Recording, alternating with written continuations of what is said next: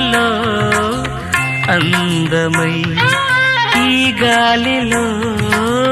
గంధమై నా తోటలో చైత్రమై ఈ బాటనే నడచిరా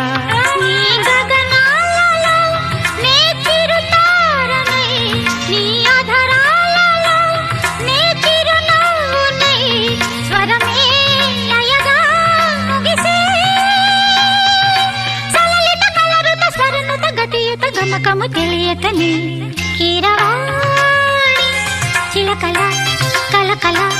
పాడలేదు వలపులే తెలుపగా ఇలా రాలిన పూలు